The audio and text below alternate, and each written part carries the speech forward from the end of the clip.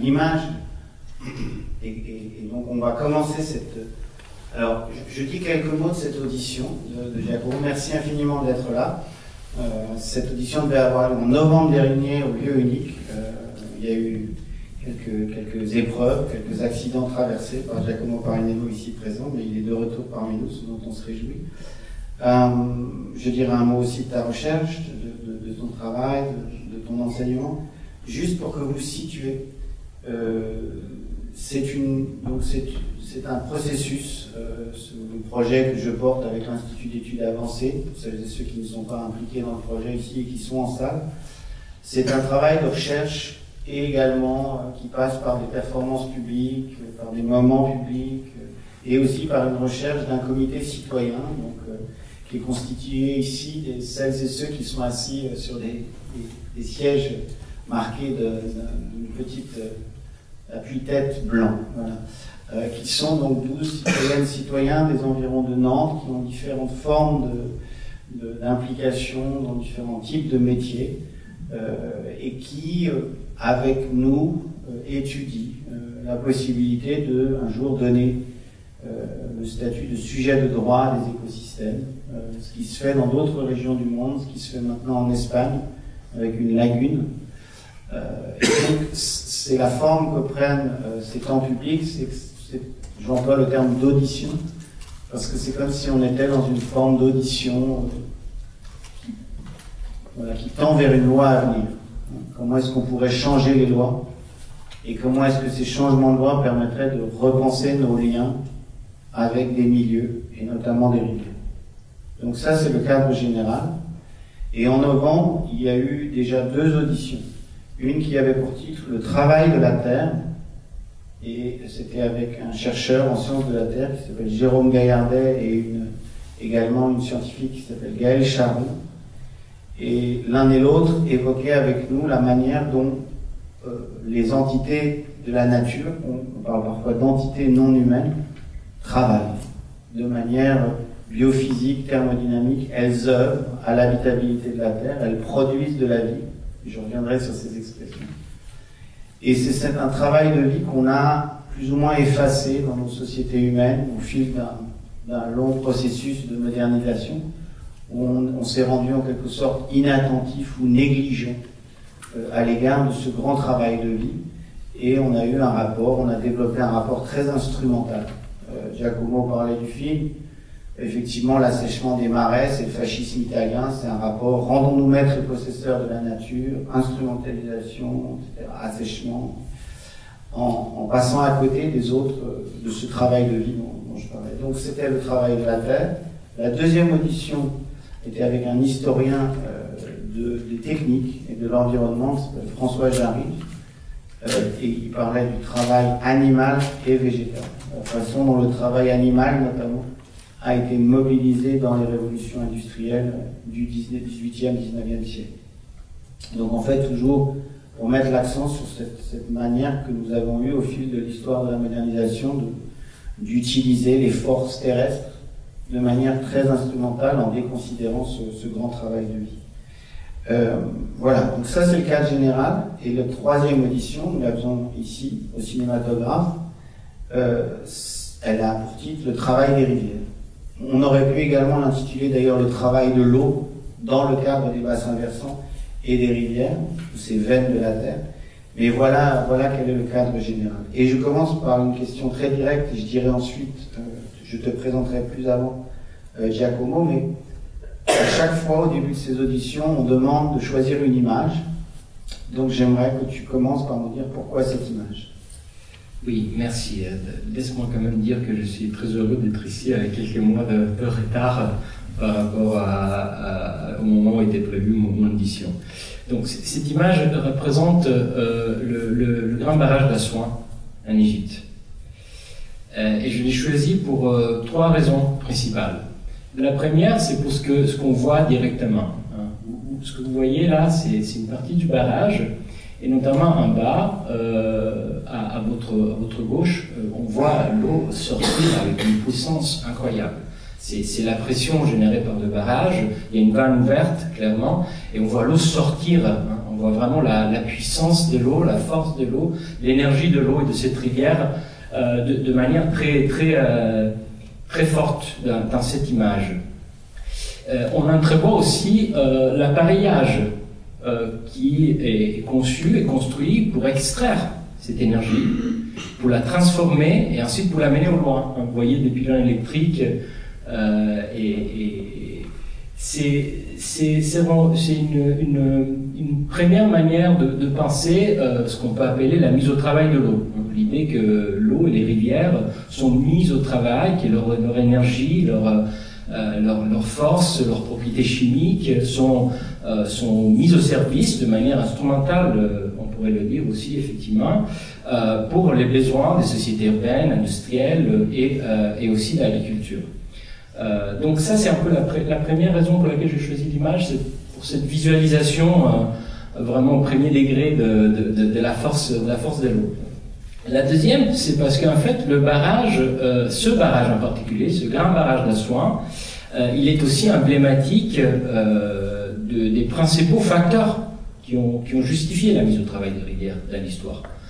Bien sûr, la production d'énergie, ça c'est ce qu'on voit tout de suite en premier plan ici dans cette image.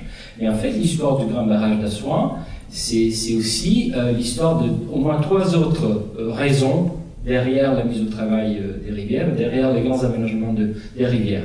En plus que la production d'énergie, le contrôle des crues, ce que arrive à faire ce barrage, c'est en fait la fin des grands crues annuels du Nil. On va peut-être y revenir. Et donc disons de régulariser le débit du fleuve qui, en surcroît, a aussi des effets bénéfiques, en tout cas pour cette raison instrumentale des modernes, bénéfiques pour la navigation. Donc ça facilite la navigation. Voici un autre grand facteur d'aménagement. Et puis le dernier, c'est l'irrigation, en fait. Ce barrage achève la transition de l'irrigation égyptienne vers l'irrigation pérenne, c'est-à-dire l'irrigation annuelle, et permet, ou en tout cas permettait au moment de sa conception, de rendre tous les terres agricoles de l'Égypte susceptibles d'être irriguées toute l'année. Donc ça c'est la deuxième raison. On voit vraiment une synthèse un peu de ces grands facteurs d'aménagement. Le troisième c'est qu'elle est aussi emblématique d'une idéologie de la conquête de la nature, de la conquête des fleuves et des rivières, et des politiques qui s'accompagnent, des visions politiques qui s'accompagnent de cette idéologie de la conquête. Ce barrage a été imaginé pendant longtemps par les Anglais qui contrôlaient l'Égypte, mais a été fortement voulu par Nasser. Dès le lendemain de l'indépendance de l'Égypte, qui, rappelons-nous, a été sous domination britannique pendant très longtemps, entre le 19e et le 20e siècle, et a été construit grâce à l'aide de l'Union soviétique entre les années 60 et les années 70. Représentait ce barrage un accomplissement d'un projet de modernisation, mais aussi d'indépendance politique de l'Égypte, qui arrivait, l'Égypte indépendante, l'Égypte post-coloniale, arrivait à dompter la rivière, arrivait à conquérir le Nil en construisant ce qui était à l'époque le plus grand barrage, ou mieux, le barrage qui crée le plus grand lac artificiel au monde. Ce n'est plus le cas depuis, mais c'est le cas à cette époque, qui réussissait là où les Britanniques avaient échoué. Les Britanniques avaient essayé de faire cela, et qui mettait ça au service justement d'un projet d'autonomie aussi, d'un projet d'indépendance, d'un projet d'une certaine manière aussi de libération, qui est toute l'ambiguïté aussi de ce processus. Je pense que c'est un point important parce que on parle souvent, on associe cette idéologie de la conquête, cette vision instrumentale de la nature au capitalisme. Et ça, c'est très juste, c'est vrai. Mais ce n'est pas que ça. Cette idéologie productiviste, elle était aussi, faisait aussi partie du bagage intellectuel, par exemple, de l'Égypte postcoloniale, et donc est beaucoup plus transversale de ce que l'on croit. Et je trouve que ce barrage aussi nous permet de réfléchir à cela. Oui, se mettre au service d'un projet nationaliste comme le nationalisme nassérien, et se mettre également au service des différentes formes de socialisme etc., qui mérite quand même d'être souligné. Je fais juste un coda, c'est que j'étais heureux que tu choisisses cette image parce que par ailleurs, ça fait une boucle avec les premiers arraisonnements des rivières qui ont donné des civilisations. Tu veux en dire un mot ou pas? Ce temps du néolithique, on parle d'un temps très très long quand on parle du Nil, qui est quand même une des premières rivières à avoir été arraisonnée pour construire des édifices de pouvoir plus ou moins stables, avec également, de manière coïncidente, l'invention de l'écriture. Enfin, c'est le Tigre, l'Euphrate, le Nil. Tu veux en dire un mot? Oui, bien sûr. Un des raisons pour laquelle aussi c'est intéressant ce barrage, évidemment, c'est parce qu'il représente un tournant historique sur une rivière qui, effectivement, elle a connu des usages et des présences humaines pendant très très très longtemps. Et la construction représente à la fois un événement géologique, parce qu'elle change complètement l'hydrologie de la rivière. Il y a vraiment un avant et un après le barrage d'Assouan. Un avant qui est le Nil des crues annuelles, qui sont elles-mêmes alimentées par les moussons, qui arrivent jusqu'au haut plateau d'Éthiopie, et qui nourrit ensuite la crue en aval. C'est ça le rythme du Nil, et ça s'arrête en fait avec le barrage. Mais c'est aussi la fin, par exemple, de l'agriculture, des formes d'irrigation qui dépendaient de ces crues et qui, elles, justement, ont une origine très lointaine, comme on sait très bien en Égypte, justement, et qui utilisaient cette crue annuelle du Nil pour fertiliser les champs, qui exploitaient ce rythme de la rivière. Et donc, dans la construction de ce barrage, on a une forme de convergence, en fait, entre un événement de portée géologique, l'altération de l'hydrologie de la rivière, et un événement de portée historique, parce que c'est la fin d'une civilisation millénaire, en fait, d'une civilisation agricole, d'une forme d'agriculture millénaire qui s'arrête, une forme de collision, en fait, entre temporalité, que je trouve vraiment très intéressante dans ce cas. Alors maintenant, je me retourne vers vous, parce que je vous prends à témoin, d'un changement de vocabulaire qui a lieu dans cette nouvelle ère qu'on appelle l'anthropocène, parfois le capitalocène, ça pourrait être le technocène. Enfin, il y a 1000 façons de qualifier notre époque, mais en somme, ce qu'on désigne, c'est ce moment où on se rend compte que l'espèce humaine, particulièrement les modernes, que ce soit la Chine industrieuse, que ce soit l'Europe industrielle, que ce soit les États-Unis, et l'ensemble des forces productives à l'échelle de la Terre qui suivent des modèles de développement modernes, modernistes, en fait, toutes ces forces-là sont devenues des forces géologiques et de changement climatique. Voilà. Donc, de manière très résumée, voilà ce temps de l'Anthropocène dans lequel nous prenons conscience que nous sommes entrés. Et dans ce temps-là, il y a des changements de vocabulaire. Et ce projet vers une internationale des rivières a aussi cet objectif-là, qui est de mettre en partage des changements de vocabulaire. Alors, un de ces changements, ce serait ceci. On a cette vision d'une nature, quand on parle de nature, dans nos cultures, d'une nature parfois édénique, qui précède les implantations, les infrastructures humaines, alors que de fait, on le sait, la nature est travailleuse pour de simples raisons thermodynamiques. Il y a une force de l'eau, il y a un travail des sols, il y a un travail de l'air, il y a un travail et un cycle du carbone. C'est-à-dire que ça travaille, enfin je dis ça bosse, pour expliquer à mes enfants, ça bosse inlassablement. Et donc, en ce sens, si on change notre représentation de ce que l'on nomme nature, et qu'on en prend la mesure à partir de ce terme de travail, alors les luttes écologiques deviennent possiblement des luttes sociales des travailleurs non humains. La lutte sociale de la rivière, c'est quoi?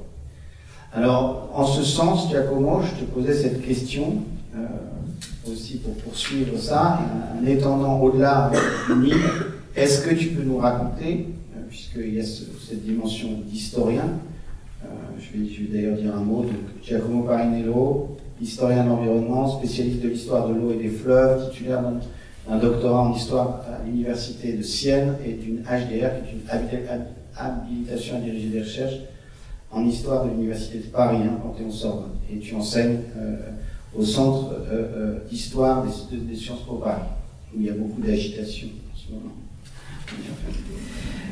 Mais ça n'est pas l'objet de cette audition. Et donc,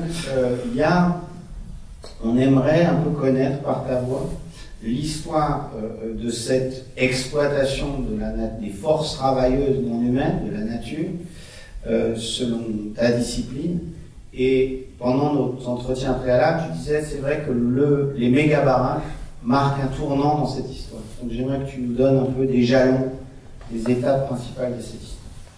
Oui, bien sûr. Merci d'avoir appelé nos troubles par ailleurs à Sciences Po. Mais c'est pas facile de résumer cela. Mais le point duquel je voudrais partir, c'est de rappeler que d'une certaine manière, les sociétés humaines, les communautés humaines ont toujours exploité le travail des rivières. Il y a une histoire qui est vraiment très longue de la mise au travail des rivières et de l'usage des rivières par les humains, incluant aussi des aménagements très importants aussi en termes d'impact, d'intensité, d'étendue, etc. Les fonctions, par ailleurs, aussi, qu'on retrouve dans la longue histoire des communautés humaines sur la planète et de leur relation avec les fleuves, les fonctions qu'on allait chercher, ça ressemble beaucoup aussi à ce qu'on évoquait tout à l'heure pour ce barrage. Le contrôle des crues, l'irrigation, la navigation, même la production d'énergie. Il ne faut pas oublier qu'en Europe, pendant au moins 1000 ans, on a extrait l'énergie des fleuves pour la transformer en énergie mécanique et produire toutes sortes de biens, de matériaux, de substances, etc. Il y a quand même un changement d'échelle, et en fait il y a plusieurs changements d'échelle, et un premier changement d'échelle et d'intensité qui survient, à mon sens, entre l'époque moderne et contemporaine. Moi j'ai tendance à mettre à pointer vraiment un tournant entre le 18e et le 19e siècle, mais on pourrait le discuter. Mais disons, autour de l'époque moderne et contemporaine, il y a déjà et d'abord un changement d'échelle très évident dès le 19e siècle, dans lequel tous ces usages traditionnels, entre guillemets, s'intensifient et changent aussi d'échelle. Donc, l'irrigation, typiquement, multiplication des ouvrages d'irrigation, multiplication des surfaces irriguées, mise en irrigation de territoires qui ne l'étaient pas. Du tout, et cela a des conséquences importantes sur les rivières parce qu'on multiplie les dérivations d'eau des rivières. Il ne faut pas oublier par ailleurs que l'eau qu'on prend pour l'irrigation, c'est l'eau qu'on ne restitue pas à la rivière. Donc on change de manière permanente l'hydrologie et donc le milieu aussi pour les autres êtres vivants.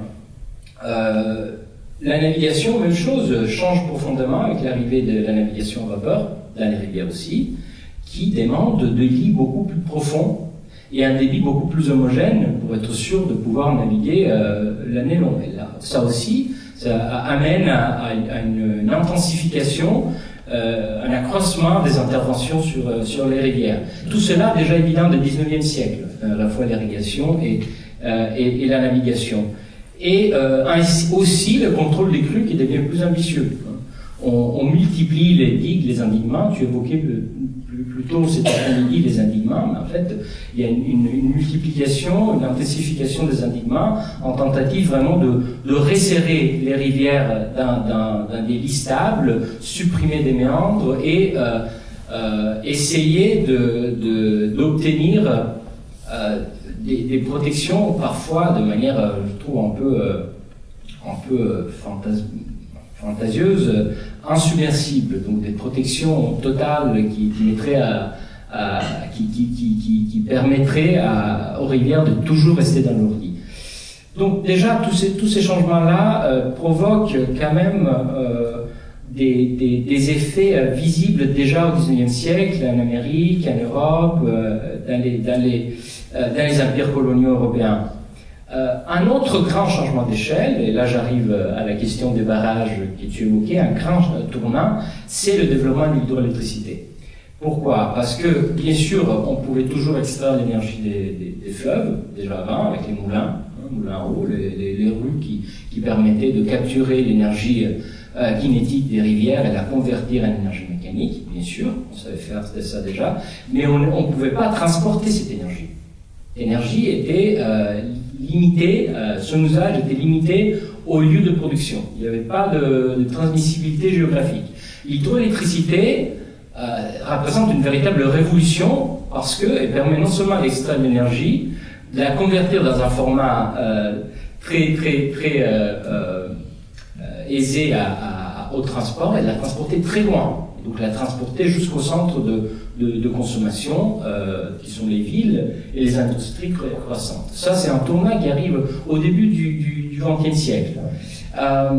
Cela génère des nouveaux appétits, des nouveaux projets, de nouveaux besoins d'aménagement, et surtout, en fait, insère les rivières dans cette course à l'énergie qui caractérise les sociétés industrielles.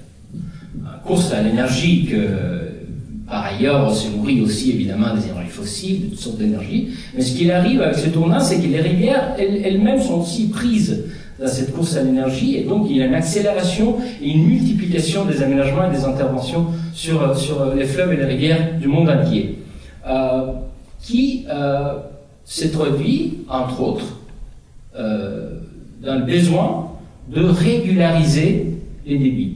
Régulariser les débits pour régulariser la production d'énergie, pour soustraire la production d'énergie aux aléas de la météo, aux aléas du climat, donc les variations de précipitations, etc.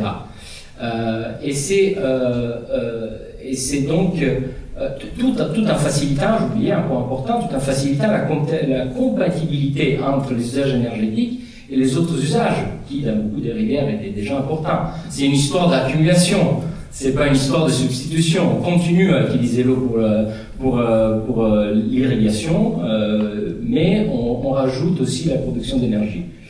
Et c'est surtout à partir des années 20 et 30 du XXe siècle que cette véritable course au barrage commence à devenir importante, surtout dans les rivières d'Europe et d'Amérique. Hein, les barrages sont de plus en plus grands, de plus en plus imposants, avec des ambitions de plus en plus disproportionnées aussi. Et c'est entre les deux guerres mondiales qu'on arrive à réaliser, notamment sur les grandes rivières d'Amérique du Nord, je pense ici au Columbia, ou la rivière Columbia, ou le Colorado, à construire les premiers grands méga barrages qui représentent un changement majeur dans le fonctionnement des rivières. On va peut-être y revenir. C'est comme ça, en fait, qu'on arrive à soin, parce que c'est un modèle qui émerge en Amérique, qui émerge en Europe, dans ce tournant historique, et qui, après la Deuxième Guerre mondiale, est exporté. Un modèle qui devient même, en fait, pris, capturé dans la rhétorique et dans la politique de la guerre froide, dans lesquelles on essaye de promouvoir des modèles de développement dans les pays anciennement coloniaux. Et les grands barrages, l'utilisation des rivières pour la production d'énergie devient des outils centraux pour imaginer ce développement des pays anciennement colonisés et maintenant indépendants, pour qu'ils puissent participer au bien-être et à la croissance dont ont déjà bénéficié les pays occidentaux auparavant. Merci. Donc, en fait, de nouveau, je me tourne vers vous. Dans le cadre de ce projet, l'International des rivières, moi, je vais proposer un certain nombre de transformations du vocabulaire, entre autres choses. Et là, je vais interpréter ce que Giacomo vient de dire avec le vocabulaire que j'emploierai, surtout dans l'année prochaine, la deuxième année de ce projet. En somme, on a donc, sans l'intervention humaine, ou avant ce projet moderne qui s'affirme par différents changements comme ça au fil du temps et surtout dans ces années pour les rivières à 2030 puis après la Seconde Guerre mondiale, on a ce que je vais appeler le travail de vie ou la production d'habitabilité. C'est-à-dire qu'on n'a pas une nature édénique ou adamique parfaite, qui fait tout bien et qui est à l'équilibre et qui est en harmonie. Non, on a en fait beaucoup d'entités terrestres qui s'accordent mais qui produisent. Sauf qu'elles produisent de la génération, elles produisent de l'engendrement, elles produisent du temps long, elles produisent de l'habitabilité, elles produisent des équilibres, ce qu'on appelle des phénomènes d'homéostasie terrestre, c'est-à-dire des régulations. Elles régulent, c'est un organisme, ça travaille. Le mot travail ici, il faut presque l'entendre parfois dans le sens du mot anglais labor qu'on emploie sur la phase d'engendrement, lorsqu'il y a l'accouchement, on dit le labor, on dit en français le travail a commencé. Donc, il y a quelque chose de ce travail de vie qui précède nos usages du monde. À partir de là, de ce travail de vie, surviennent un certain nombre de silhouettes de sociétés humaines de plus en plus entravantes qui vont capter cette force. C'est exactement l'image de l'entrave ici, et un mot que j'emploie également, qui est celui du système de dérivation. C'est-à-dire qu'en fait, on a dérivé, on a capturé, on a mobilisé ces forces de vie pour servir des intérêts restreints, qui sont les intérêts de certaines économies humaines, des modernes, on va dire, pour être plus large que les sociétés capitalistes. Ce système de dérivation a donc dérivé le travail de vie vers un travail que je vais appeler capturé. Un autre mot que j'emploie, c'est on passe d'une économie générale de vie, des générations, de l'engendrement, à une économie restreinte pour quelques sociétés humaines, et dans ces sociétés humaines, quelques groupes, quelques lots, etc. Ça, c'est le genre de vocabulaire qu'on va employer.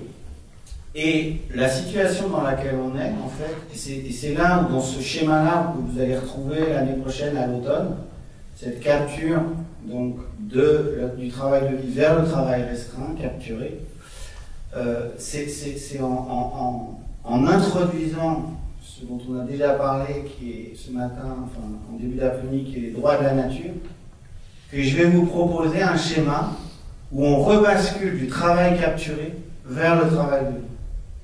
Donc vous avez d'un côté la plus-value qui est prélevée, l'électricité qui est prélevée sur le travail, la force de l'eau, et par les droits de la nature, le schéma dans l'année 2 que je vais vous proposer, c'est un schéma où il y a une partie de la valeur qui a été capturée, qui revient au travail d'engendrement, au travail de vie, etc., par l'outil des droits de la nature. Ceci étant dit, je reviens à toi, Giacomo, parce que très souvent, dès le mois de novembre, on a parlé du burn-out de la Terre, au sens d'un épuisement des forces travailleuses non humaines. C'est-à-dire que la rivière, face à un méga barrage, il arrive un moment où elle ne parvient même plus à faire le travail demandé par le barrage pour produire de l'électricité. Où la masse d'eau est tellement prélevée qu'elle n'arrivait même plus à servir le grand travail de vie qui est derrière, qui nous enveloppe. Alors donc, moi, ce que j'aimerais là, c'est que tu nous racontes le cas de la plaine du Pô que tu étudies dans ton habilitation, dans ton HDR, habilitation à diriger des recherches. Giacomo a travaillé sur le cas de la plaine du Pô. Je le dis juste, c'est une plaine qui est entièrement solidaire, symbiotique avec le développement industriel de l'Italie du Nord. Mais je te passe la parole pour que tu nous décrives ce qui arrive quand il y a ce burn-out de l'écosystème. Oui, développement industriel et agricole, en fait. C'est ça un peu la particularité, on va le voir dans la description de ces événements, en fait. Ce qui fait un peu la particularité de cette région qui en fait recouvre la presque totalité de l'Italie du Nord, à l'exception de Vénétie. C'est en fait, de concentrer dans un même bassin versant, une même unité hydrographique, hydrologique, à la fois une agriculture très riche, très développée et largement irriguée, une industrie qui a été très importante et qui continue à l'être, et aussi des grandes métropoles. En fait, les grandes villes italiennes, Milan, Turin, ce sont des villes qui restent dans le bassin versant du Pô. Ils ne sont pas le long du Pô ligne, mais sont dans le Pô bassin. Et donc, j'insiste sur ce point parce qu'on se comprend mieux si on visualise le Pô non pas comme la ligne et le fleuve, mais vraiment son grand bassin versant. Donc tous ces tributaires qui arrivent des Alpes et des tributaires qui arrivent des Apennins. Bon. Donc jusqu'où il va? Il arrive jusqu'à, oui, tu as raison, il arrive jusqu'à la mer Adriatique. Le delta est fait au sud de Venise. Pour bien visualiser tout cela. Et la plupart des grandes villes italiennes industrielles du Nord sont dans ce bassin. Voilà. Et l'épisode dont je pars et auquel j'arrive dans mon HDR, c'est la grande sécheresse de 2003. Vous vous rappelez, certains d'entre vous, en tout cas, se rappelleront sans doute de 2003 aussi, parce que c'était l'année de la grande canicule. L'année où il y a eu beaucoup de morts, entre autres en France, pas qu'en France. c'était aussi l'année où le bassin du Pô a connu une sécheresse historique. Et il y a deux raisons qui font de cet événement vraiment, à mon avis, un point majeur de l'histoire du XXIe siècle, de l'histoire de ce bassin, mais aussi de l'histoire du changement climatique. C'est parce que ça montre, et on va le voir, ça montre la violence des conséquences du changement climatique sur le cycle de l'eau et sur les rivières, sur leur capacité à soutenir la vie, mais même à soutenir la production. Et en même temps, à quel point et quelles ramifications existent, à quel point les activités, les économies modernes, comme l'économie du Pô, dépendent en fait du fonctionnement des systèmes naturels, à plusieurs égards. Il y a des dépendances profondes qu'on oublie et qui émergent dans cet événement. Donc, qu'est-ce qui se passe en 2003? Il se passe d'abord qu'il y a un hiver très chaud, avec très peu de neige.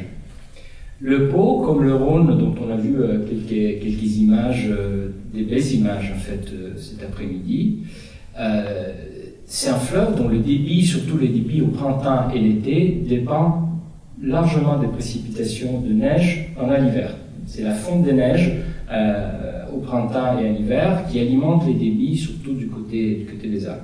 Donc peu de neige, c'est une très mauvaise nouvelle. Des hivers chauds avec peu de neige, c'est une très mauvaise nouvelle, parce que déjà ça réduit les débits en partant, on sait déjà, les débits vont être réduits. À cet hiver très chaud et avec peu de neige, succède un printemps aussi très chaud, beaucoup plus chaud que la normale, et avec très peu de pluie. Ce qui contribue à diminuer le débit des tributaires et donc du infini du Pô lui-même, mais aussi à générer un stress très important sur les plantes à l'agriculture. Et donc à faire quoi? À demander une irrigation beaucoup plus précoce que d'habitude. On est obligé de commencer l'irrigation du maïs, par exemple, ou d'autres plantes beaucoup plus tôt pour compenser ce grand stress hydrique que les plantes sont en train de vivre, stress hydrique et stress de température. Donc on manque des pluies et pour la chaleur. Tout ça dans une situation dans laquelle les rivières qui alimentent le canaux d'irrigation sont en train de voir leur débit diminuer de plus en plus. Et donc, le paradoxe, c'est que dans une situation où on devrait limiter l'usage de l'irrigation, on est obligé à maximiser, en fait, à avoir encore plus d'irrigation que d'habitude. La situation, vers la fin du mois de mai, début du mois de juin, commence à être critique. Il n'y a pas de pluie, ou presque pas de pluie, très peu de pluie. Et donc, les dérivations des canaux d'irrigation d'un aval commencent à avoir de la difficulté, sérieusement, à fonctionner. Il n'y a plus assez d'eau dans les canaux, il n'y a plus assez d'eau dans le Pô en aval pour alimenter les canaux d'irrigation, et on commence à parler de perte des récoltes. Et des tensions, évidemment, commencent à surgir entre les agriculteurs qui captent en amont et les agriculteurs qui se trouvent en détresse en aval. À la crise agricole, qui est désormais conclamée à la fin du mois de mai, début du mois de juin, s'ajoute une crise énergétique. Il faut pour cela que j'ajoute un mot sur le rôle de l'eau dans la production d'énergie, au-delà de l'hydroélectricité. L'hydroélectricité, bien sûr, est la manière principale à travers laquelle l'eau sert à la production d'énergie, mais en fait, l'eau est essentielle aussi pour la production d'énergie à partir de sources fossiles. Pourquoi? Parce qu'en fait, les centrales à gaz ou à charbon ou à pétrole fonctionnent en réchauffant de l'eau, et donc en générant de la vapeur qui fait tourner des turbines et qui génère de l'hydroélectricité, qui génère de l'électricité. Et donc, pour cette raison, typiquement dans la plaine du Pô, les grandes centrales à charbon, à pétrole ou à gaz sont localisées le long du fleuve, parce qu'elles doivent puiser de l'eau dans le fleuve pour pouvoir fonctionner. Elles sont donc parmi les grands usagers. Et donc, vous imaginez, le manque d'eau, le débit du fleuve qui diminue, le niveau qui baisse, rend de plus en plus difficile pour ces centrales de s'alimenter en eau, et donc de fonctionner. Dans un contexte de pénurie hydrologique et d'usage agricole croissant. Donc, gardez toujours en tête que les deux choses, je les raconte l'une après l'autre, mais en fait, ils se chevauchent. Bon. Cela se passe, et c'est l'élément qui s'ajoute à cette crise cauchemardesque, une croissance sans précédent de la consommation d'énergie électrique. À quoi est due cette croissance sans précédent de la consommation électrique d'après les documents de régulateurs d'énergie? À la climatisation. Les températures sont vraiment déjà très difficiles à supporter dès le mois de juin. J'étais en fait à cette époque à Bologne et je me rappelle de la difficulté qu'on pouvait avoir à dormir. Et donc c'est un moment où la climatisation commence déjà à se diffuser surtout dans les grandes villes. Et c'est par ailleurs une climatisation beaucoup plus énergivore de celle qu'on a aujourd'hui. Donc, montée de la consommation électrique qui va atteindre des records dans un contexte où les centrales ont de plus en plus de difficultés à fonctionner, ils sont obligés de fonctionner à période alternée. Donc, le régulateur de l'énergie commence à couper l'énergie de manière contrôlée pour éviter des blackouts, sans y parvenir. Le 26 juin, c'est le blackout. C'est un blackout qui touche la grande majorité de la vallée et qui est directement lié aux conséquences de cette sécheresse sur la production d'énergie. Donc, à partir du moment du blackout, la fin de juin, la situation est tellement grave, à la fois du côté de l'agriculture et du côté, en fait, de l'infrastructure, énergie, parce que le blackout, ça signifie que toutes les industries ne fonctionnent plus, que les transports ne fonctionnent pas, etc., etc. Donc, il y a des autorisations, des prélèvements extraordinaires du pot pour les besoins des centrales, mais cela ne suffit pas. Par exemple, la centrale à charbon, la plus grande centrale qui désormais ne fonctionne plus dans le delta du Pô, elle est obligée de fonctionner à demi-régime, donc à moitié de sa capacité de production, même avec les prélèvements extraordinaires, tout simplement parce qu'il y a plus d'eau. Il y a plus d'eau. Même si la centrale était autorisée à prélever plus d'eau dans le Pô, il n'y en a juste plus assez. Face à la crise extraordinaire, le gouvernement décide d'intervenir en créant un genre de cabinet d'urgence sous l'autorité du Premier ministre qui rassemble tous les acteurs à l'échelle nationale et régionale, dont l'objectif est celui en fait de gouverner les débits du bassin. Et donc en manœuvrant les différents barrages, canaux d'irrigation dans des points sensibles du bassin, essayer de égaliser ou de distribuer les débits du bassin pour réduire en tout cas pour redistribuer la pénurie d'une certaine manière et réduire les effets les plus dramatiques qui incluaient par exemple la remontée de l'eau de mer dans le delta, que les débits étant tellement bas que l'eau de mer pouvait remonter en contaminant des dérivations d'irrigation, des nappes phréatiques, etc. Donc cette opération commence le 18 juillet 2003. Et après une semaine, commence à avoir quelques effets, en tout cas sur le débit au niveau du delta, qui remonte légèrement. Et puis ensuite, les pluies arrivent. À la fin du mois de juillet, quelques pluies, fait remonter petit à petit les débits, et la crise se termine au mois de août, grâce à un changement vraiment de la météo important qui apporte beaucoup de pluie après toute cette longue période de sécheresse. Donc la crise se termine ainsi, mais elle a été seulement la première d'une longue série, la dernière encore pire que celle que je vous ai décrite en 2022, dans un contexte où évidemment le changement climatique ne fait que augmenter la fréquence dans laquelle se vérifient des conditions hydrologiques et climatiques comme celles que je vous ai décrites, et en même temps les usages de l'eau, les différents usages de l'eau du bassin du Pô n'ont pas cessé d'augmenter. Alors, j'ai pas idée de l'heure, mais j'ai encore deux phases de ce raisonnement que j'aimerais amener à vous, et puis ensuite on ouvrira la conversation. Une fois qu'on a dit ça, qu'on a cette figure de cette crise systémique, de ce burn-out, cet épuisement des forces terrestres qui peuvent même plus en quelque sorte servir le travail capturé dont je parlais, sans parler du travail de livre. Ce que tu décris, c'est une situation où la rivière devient un sujet politique. Et donc, là, avec la perspective d'historien, pourquoi ça nous intéresse, en fait, cette question du devenir sujet des entités de la nature? C'est plus seulement un sujet au sens, tiens, on a quelque chose dont on parle, un sujet politique, mais ça devient possiblement un sujet politique au sens d'une perspective de la rivière, etc.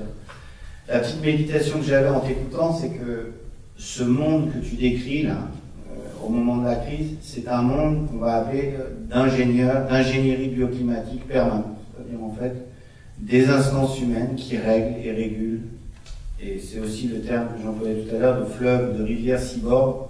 C'est en fait, il n'y a plus de perspective de l'entité naturelle elle-même, en fait, c'est que des affaires de gouvernance entre des collectifs humains à différents endroits qui disent ok, là on va faire un peu de débit, là on va réserver un peu d'eau pour tel, etc., etc. Donc avec des conflits d'usage de plus en plus aigus.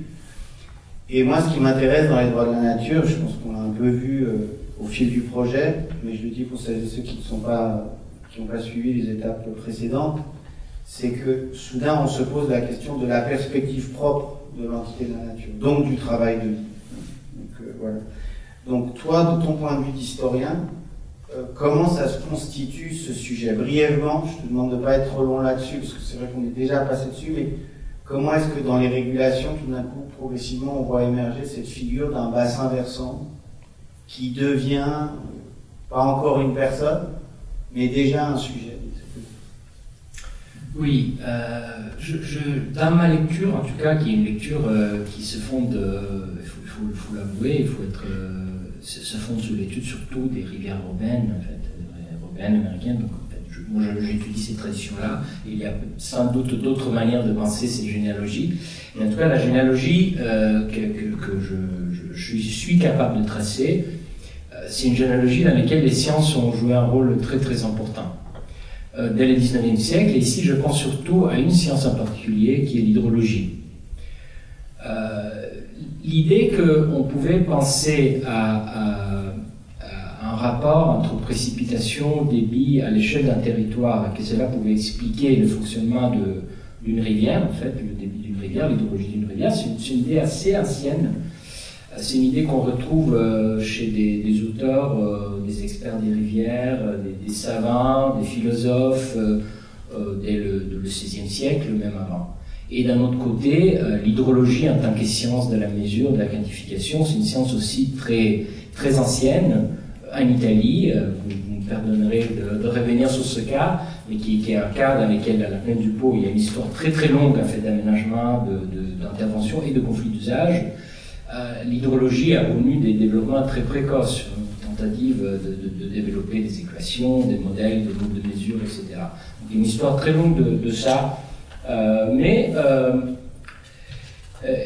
dès le 19e, cette dimension systémique devient vraiment l'objet de tentatives de systématisation, de quantification, d'objectivation, par le biais du déploiement de réseaux d'appareillage de mesures de nouvelles institutions scientifiques qui ont comme objectif celui de prouver à travers les instruments, à travers des machines parfois bricolées, par exemple, pour mesurer le niveau de l'eau, ou la vélocité de l'eau, ou les précipitations, etc.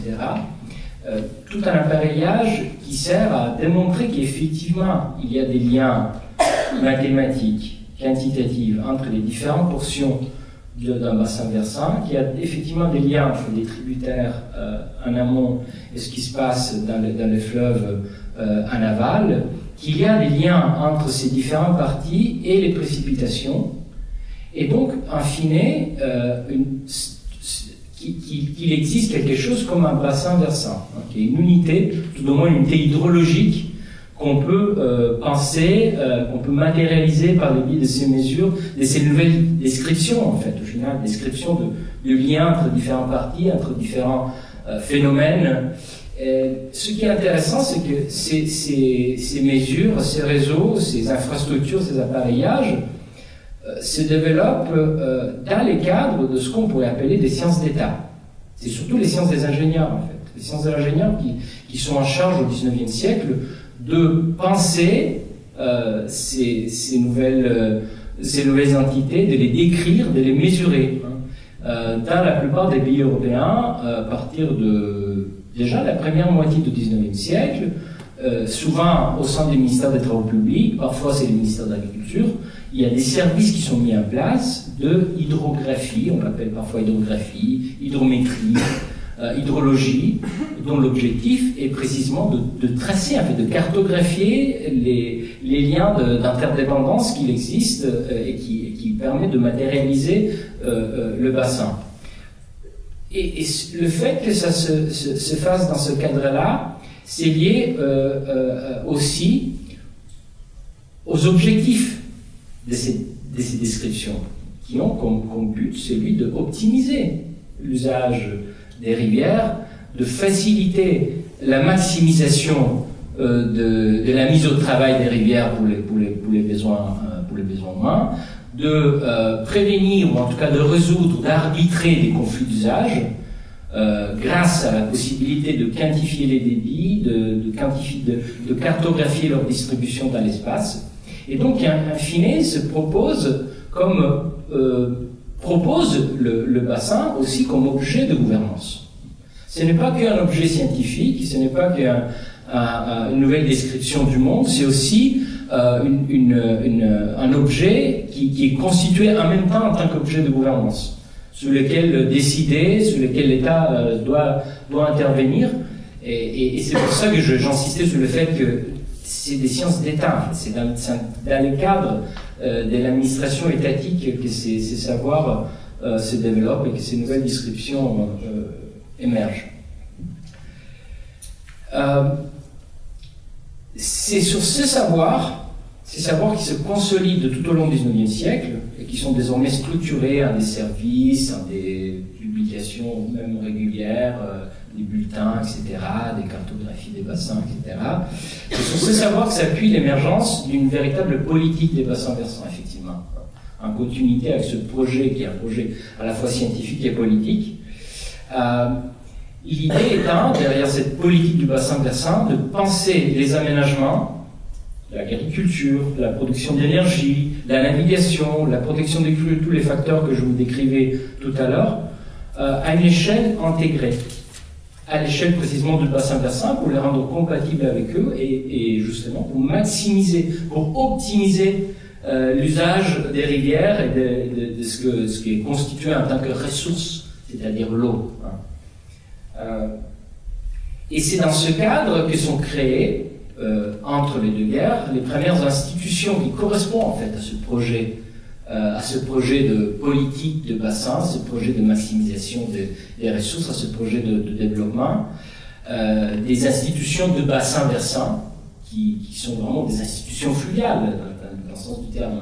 Et on trouve plusieurs exemples. Je crois que beaucoup d'entre vous probablement ont en tête la Tennessee Valley Authority, TVA, qui était cette institution créée sous le New Deal de Franklin Delano Roosevelt dans la rivière Tennessee, qui était une tributaire de l'Ohio et à son tour du Mississippi. Donc ça fait partie du grand bassin du Mississippi et qui est constituée une autorité constituée autour du bassin versant de cette rivière Tennessee, qui a comme objectif celui précisément de penser l'aménagement de la rivière à l'échelle du bassin et en combinant ensemble contrôle des crues, navigation, production d'énergie et irrigation. On a d'autres exemples en Europe dont on pense peut-être pas aussi souvent.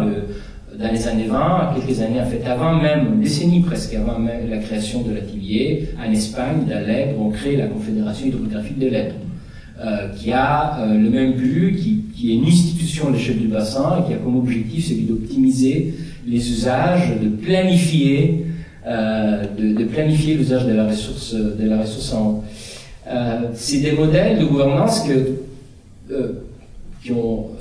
qui portent par ailleurs la construction de barrages comme celui qu'on voit encore dans cette image. Ça fait partie du package, si vous permettez cet anglicisme, et qui se généralise pendant le XXe siècle, même si les objectifs en partie changent, et peut-être qu'on aura l'occasion de revenir, car cette, disons, pulsion originaire qui était développementaliste, l'optimisation de l'exploitation et de la ressource, doit composer, surtout dans la deuxième moitié du XXe siècle, avec d'autres manières de décrire qu'est-ce que c'est un bassin versant, qui inclut le vivant par exemple, et pas seulement les débits, et aussi donc tempérer ou essayer de combiner la pulsion développementaliste avec d'autres types d'exigences qui regardent le bassin aussi comme écosystème et qui essaient de harmoniser ce qui peut-être n'est pas harmonisable, mais en tout cas ces tentatives d'harmonisation sont un peu au corps de la manière dont ces institutions se transforment. Donc voilà un premier jet, disons, de ce qu'on pourrait dire là-dessus. Alors, donc c'est là où on en est, c'est ma dernière étape. Donc, en somme, très souvent, au moment où je menais, j'orchestrais le processus parlementaire pour savoir si oui ou non on pouvait, en droit français, donner le statut de sujet, de personne juridique à Loire, ou à la Loire, au bassin versant de la Loire. Très souvent revenait cette question du périmètre. Où ça commence, où ça finit. Quelle est l'entité qui est reconnue? Là, je trouve qu'on a une réponse qui passe par la science, par une longue histoire, d'une reconnaissance de quelque chose qu'on va appeler une forme de cohérence. Tout ce que je vais moi appeler un découpage cohérent avec l'idée du bassin versant. Je précisais toujours dans mes réponses que quand on crée une personne juridique, il y a une plasticité jurisprudentielle. C'est pas parce que dans la reconnaissance du sujet, vous le faites commencer à la source et vous allez jusqu'à l'estuaire, que ça s'arrête là. Le juge, pendant un procès, peut décider que on intègre à cette personne d'autres éléments. Ça a été le cas en Nouvelle-Zélande, avec la Wanganui, où ils ont reconnu la personnalité juridique de la rivière avec ses éléments matériels, donc ce serait les nappes phréatiques, le bassin versant dans son entier, etc. Et ils ont ajouté les éléments immatériels, donc des éléments de croyance des populations maoris, ou des éléments de respect, ou de dignité. Ce qui est important là, sur cette dernière étape de cette audition, c'est qu'on bascule d'un moment où Giacomo, d'une certaine façon, s'arrête dans ses recherches, c'est-à-dire que lui, il s'arrête sur cette gouvernance dans son histoire, sur cette gouvernance qui a encore la trace du vieil utilitarisme. Tu disais toi-même qu'il y avait le programme des barrages dedans.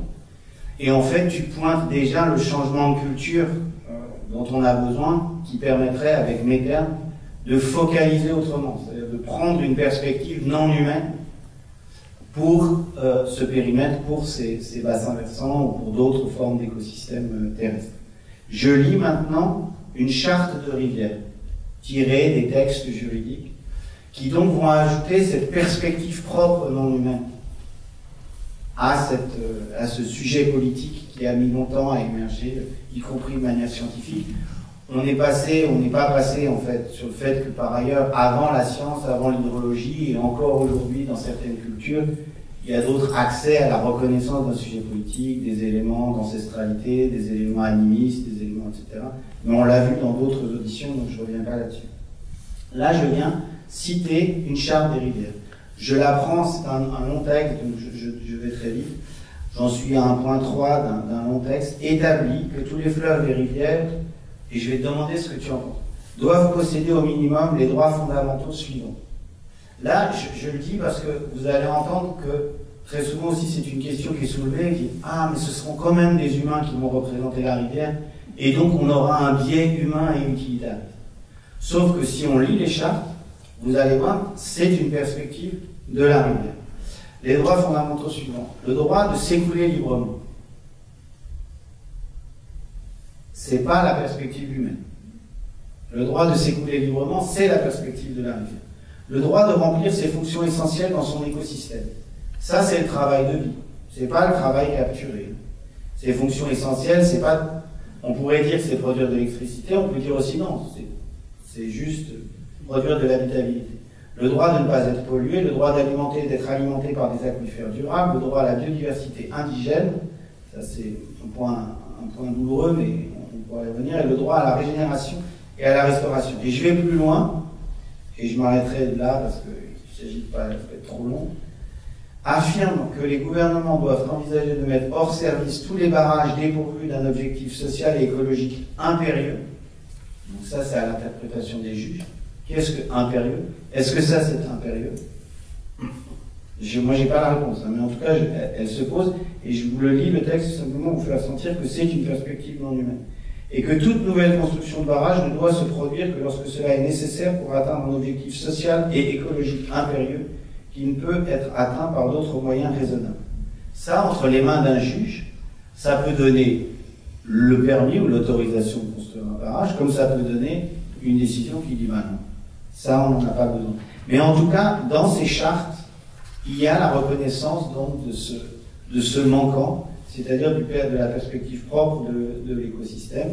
Et ma question pour toi, c'est donc, après nous avoir rappelé comment la rivière émerge comme un sujet, notamment un sujet réglementaire, un sujet politique, comment est-ce que tu vois cette nouvelle génération, ce qu'on appelle le tournant des droits de la nature, comment est-ce que tu l'observes? Qu'est-ce que tu en penses? Voilà.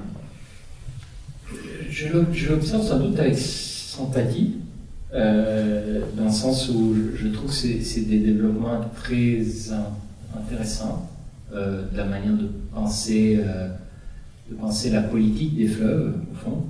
Qu'est-ce que sont les fleuves? On en avait déjà parlé dans notre conversation préalable. Je suis toujours quand même un peu prudent avec les personnalisations que parfois vont avec. On avait évoqué à un moment donné l'exemple de la personnalisation du Pau, justement, par la Ligue du Nord, en fait, dans les années 90, qui avait ressorti, qui avait inventé cette tradition du dieu Pau, et qui avait fait du Pau l'entité mythique et fondatrice de la Padagne, qui était cette entité territoriale que Umberto Bossi, à l'époque, dans les années 90, voulait proposer comme étant une entité capable de se séparer de l'Italie et de fonctionner de manière autonome. Mais c'est pas ça le cas. Moi, je pense qu'on a une tradition scientifique et politique, en Europe en tout cas, qui est un peu celle que j'ai décrite, cette tradition de sciences du bassin versant, ces institutions qui nous ont aidés à penser, à poser déjà la question du bassin versant comme entité politique, sur lesquelles, je pense, on peut s'appuyer, on doit s'appuyer pour aller plus loin. Je pense que c'est nécessaire d'aller plus loin. Je pense que, pour les raisons que j'essayais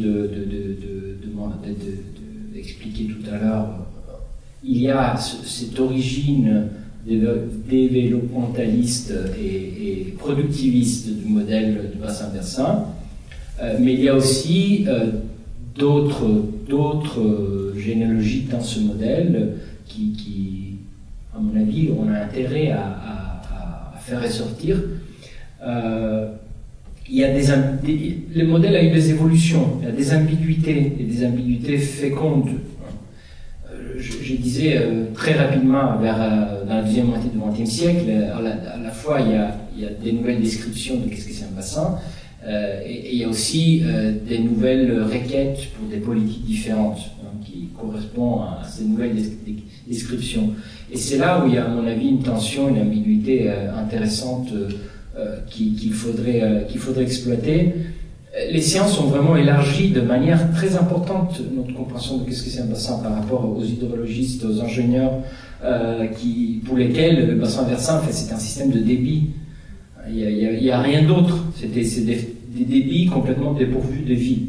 Mais les choses ont évolué beaucoup depuis.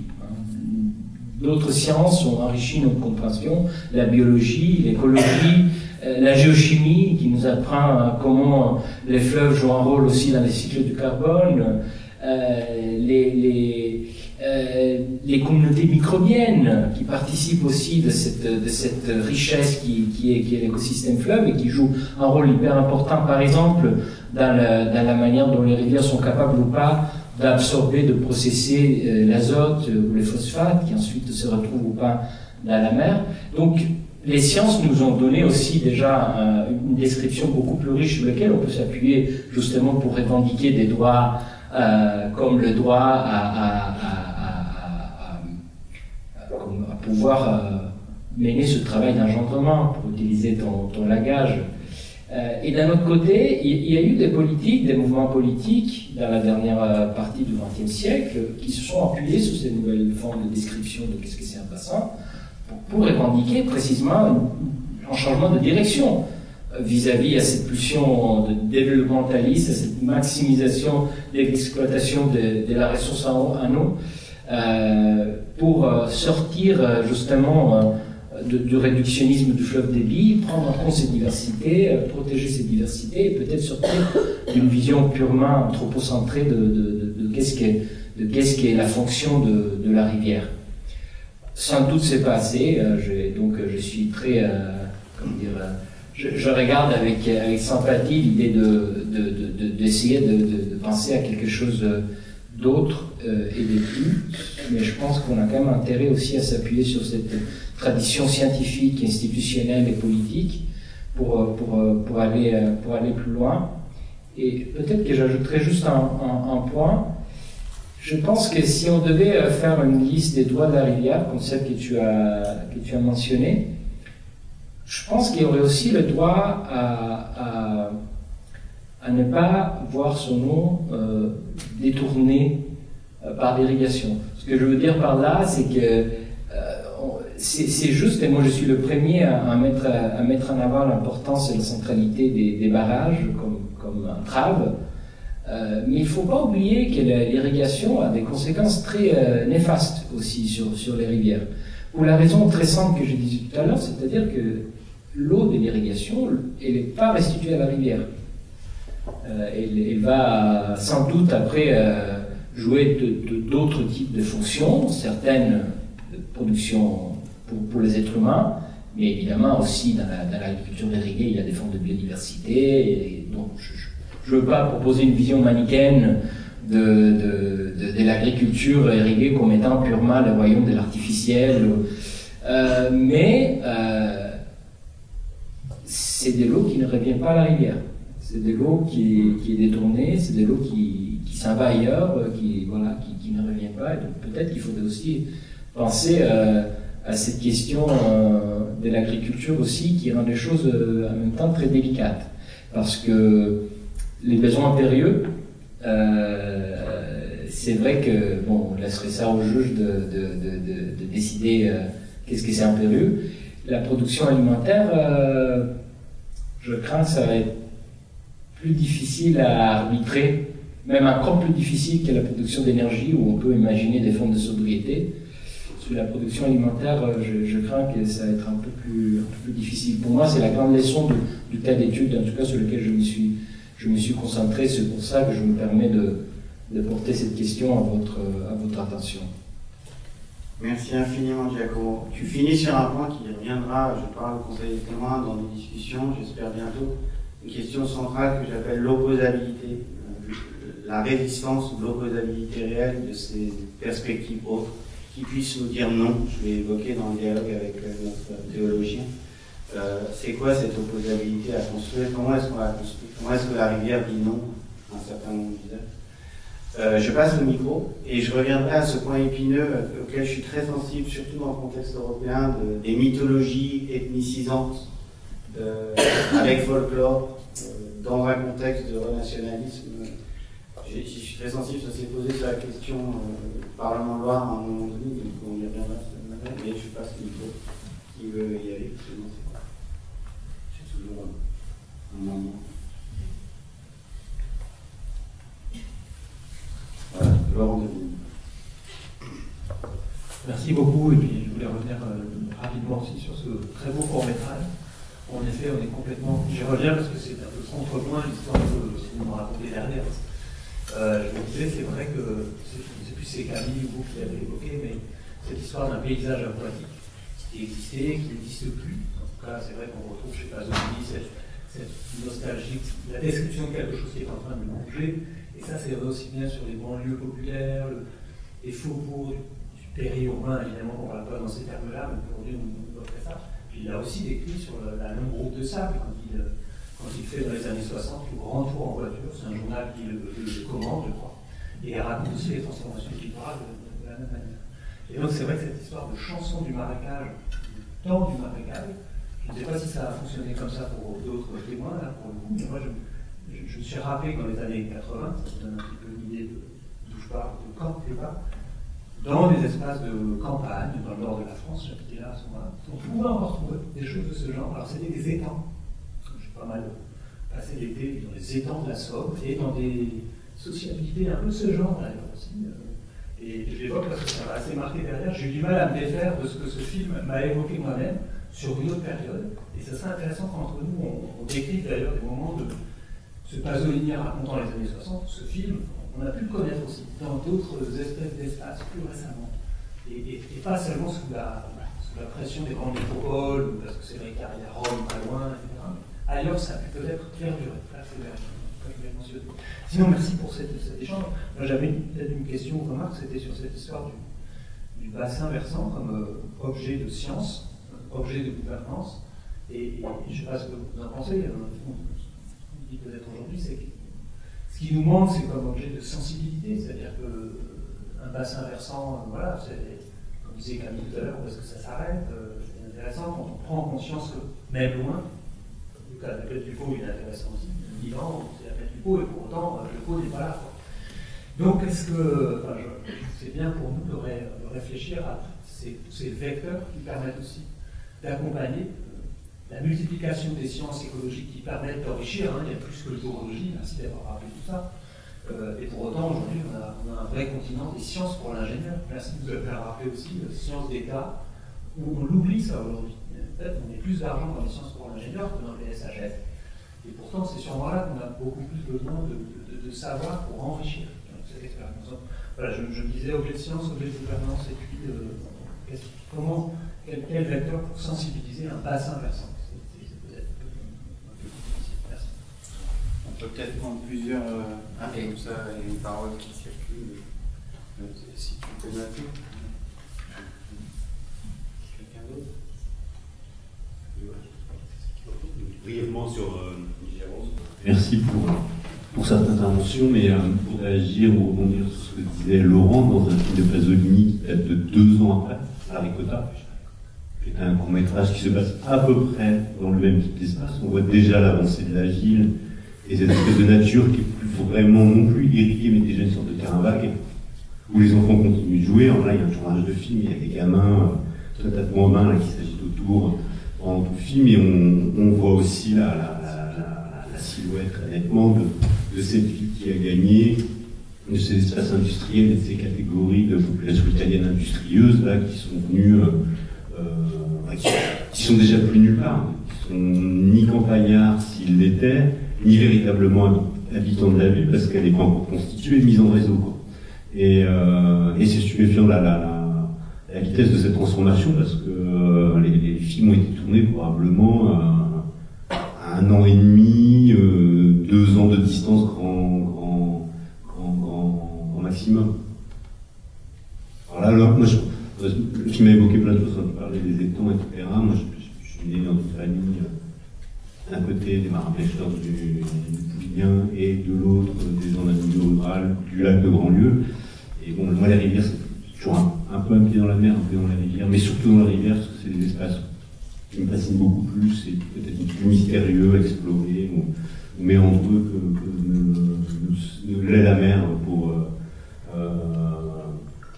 pour moi, et ces jeux de marais et de rivières, moi j'ai posé des lignes de fond là, dans l'oignon à côté, pour ramasser les anguilles le soir, des endroits qui étaient trop poissonneux, et ça m'a rappelé effectivement beaucoup de choses. La rivière, elle est désormais presque plus praticable, parce qu'elle est tellement polluée, couverte de lentilles et abîmée d'une certaine manière, alors qu'elle alimente le lac, aussi, qui est juste derrière, qui est un espace réservé.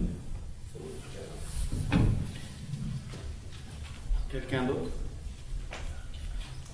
Voilà. Je souligne un petit point en passant, il y avait une phrase dans le film de 2 heures, sur cette idée qu'il faut avoir recours aux souvenirs des parents, voire des grands-parents, pour mesurer. Donc c'est vraiment cet espace du transgénérationnel qui ressort beaucoup dans ce qui nous arrive. On a besoin en fait de référents d'un temps long en fait, pour mesurer des déperditions, des pertes. Et Alors merci beaucoup pour ce récit. Moi j'avais une question de savoir, 2003, c'est il y a plus de 20 ans maintenant, qu'est-ce que ça a suscité comme prise de conscience collective, politique peut-être? Est-ce qu'il y a des choses qui ont bougé et dans quel sens? Et peut-être dernière, voilà.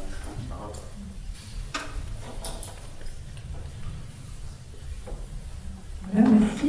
Moi, c'est pas une question que j'aime poser, mais ça, je sais pas, j'ai une réflexion qui est venue pour de votre échange. Savoir que, donc en fait, il y a un véritable défi, d'après ce que je comprends, à articuler maintenant donc un objectif juridique, donner un statut juridique à des entités naturelles, avec des disciplines scientifiques, puisque vous dites qu'en fait, on a besoin de toutes ces nouvelles disciplines pour faire avancer les choses, notamment délimiter le périmètre, travailler sur la notion de l'écosystème, etc. Le défi, je le vois là où jusqu'alors, eh bien, le droit se fondait sur la philo, la morale, la religion, pourquoi pas, mais pas sur la science. Et là, on a une nouvelle articulation qui m'interpelle, qui me semble intéressante. Mais c'est un sacré défi pour moi. Voilà, c'est juste cette réflexion. Merci beaucoup. J'aimerais. Et j'ajoute dans le triangle que ça rejoint ce que disait Laurent sur le pari, c'est de non seulement la science, le droit, mais l'affect. Lorsqu'on parle d'une grande personne de loi, c'est surtout le bassin versant que ça peut possiblement se rattacher, donc produire des changements d'affect. Quelqu'un d'autre? Merci. Moi, j'ai une question par rapport à justement cette question de la gouvernance des bassins versants. Et vous notiez effectivement qu'à partir de la seconde partie du XXe siècle, on commence à intégrer les notions de biologie, etc. Aujourd'hui, on parle de plus en plus de restauration. Si on fait référence à Koenig-Montréal, on voit que ça vient se compléter avec la préservation. Et ma question, c'est quelles sont les conditions, à votre avis, aujourd'hui, de mise en place, à quelles conditions cette gouvernance doit vraiment intégrer des questions de reméandrage, de restauration, etc. Puisqu'on sait que quand même les usages augmentent, les prélèvements augmentent, et donc les intérêts sont encore plus forts. Donc quelles sont les conditions justement d'évolution de cette gouvernance? Je propose qu'on... Voilà. Je peux répondre aux différents... C'est ça. Et puis, si tu peux essayer d'être court, on a un départ. D'accord. Voilà. Ok. Je vais aller très vite en prenant les choses dans l'ordre. La question de la sensibilité ou des affects, comme tu disais, que vous évoquiez, du bassin versant. C'est un problème qui touche à beaucoup des enjeux environnementaux d'aujourd'hui, parce que le climat ou la planète aussi, on a des gros problèmes de représentation. Comment se représente la planète? Chaque Lamartine, justement, insiste beaucoup sur ce gros problème de représentation, en fait. Qu'est-ce qui est... Lui le pose aussi vis-à-vis à la question de l'espèce humaine, comment se représente l'espèce. Bref, il y a vraiment des énormes problèmes de représentation. Et aujourd'hui, dans la discussion qu'on a eue tout à l'heure, après le premier film de 14 heures, j'ai fait une remarque qui est peut-être parue un peu trop critique vis-à-vis le fait que le film qui racontait le Rhône, il nous représentait ce Rhône comme une ligne. Avec, et c'est vrai, je suis toujours un peu persuadé que c'est pas la bonne manière de représenter, mais en même temps, il y a des grands défis, en fait. Et je me posais la question tout à l'heure de comment, en fait, on peut arriver à une narration, déjà, du bassin versant et pas du fleuve. C'est pas évident. Je me suis posé la question moi-même dans l'écriture, parce que mon livre, sur lequel je suis encore en train de travailler, a fait le pari et a pris le parti de ne pas parler du pot. mais de parler du bassin versant, donc de déplacer l'attention, mais d'un point de vue de construction de l'enquête et de récit, ça n'a pas été facile de faire ce déplacement, sachant que beaucoup de la littérature en histoire des fleuves, en fait, c'est l'histoire du fleuve lui-même, quoi.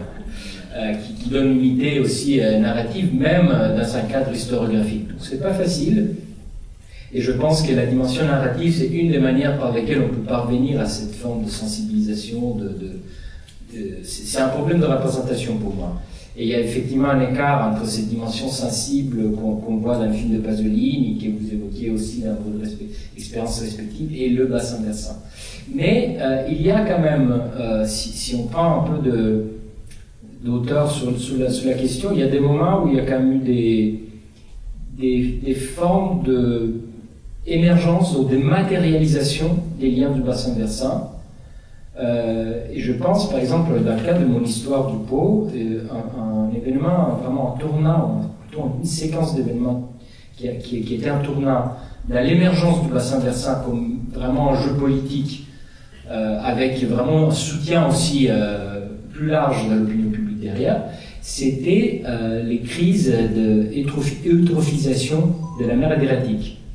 Des crises qui se traduisaient par des mortalités de poissons en masse dans les années 80-90, qui touchaient l'industrie du tourisme littoral, mer Adriatique, donc Rimini, toute la grande industrie, et qui avait une dimension sensible très forte, vraiment avec des odeurs décrites par des témoins, et ces masses de poissons morts qui arrivaient sur la plage, et qui a été tout de suite interprété comme une matérialisation en fait des pollutions à l'échelle du bassin versant. Donc c'était voilà, je pense que ces crises-là, tout comme la crise de 2003 que je mentionnais, représentent des moments qui peuvent permettre en tout cas de matérialiser ou de faciliter des formes de représentation de ces biens d'interdépendance que le bassin versant est supposé décrire. Alors, la crise de 2003, c'est une question facile et difficile en même temps, parce que d'un côté, il y a eu des formes d'évolution, en tout cas d'institutionnalisation de la gouvernance des débits que j'ai décrivé rapidement. Ceux qui avaient été créés au début comme quelque chose de très provisoire, un bricolage institutionnel dans le moment de la crise, vu que les crises se sont reproduites dans les années suivantes, en 2005, 2006, etc., à partir de 2008, ça a été institutionnalisé. Et aujourd'hui, c'est au sein même de l'agence de bassin du Pô que ce type de gouvernance a lieu. Cela dit, rien n'a changé en vrai d'un point de vue des usages.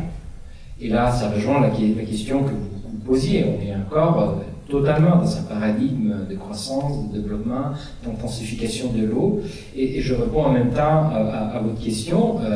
Je pense que c'est le plus grand obstacle justement aux politiques de restauration. En fait, on est encore il y a une contradiction fondamentale en fait entre la manière dont l'eau participe à nos économies et donc nos économies, qui restent des économies de croissance, et des politiques de restauration fluviale. Et donc on peut le faire par-ci, par-là, et même là c'est très difficile, mais certainement pas à l'échelle qui serait demandée par l'urgence écologique. Et je n'ai pas de solution, mais je pense que c'est le cœur du problème, en fait. Une dernière question, peut-être la séance est longue. Et merci pour votre intérêt, votre curiosité, votre patience. Sinon, on peut s'arrêter là. Je lance une dernière. Alors, on s'arrête là. Merci infiniment. On se retrouve à 20h pour ceux qui le souhaitent. C'est le film La Rivière, film de 2023. Je me tourne vers le cinématographe. 2023, le film La Rivière. Oui, il est sorti. Là, il était en compétition pour les Césars. Et donc Dominique Marchais, et ce sont des milieux qui sont pyrénéens. Voilà. Merci infiniment, merci Giacomo, merci à vous.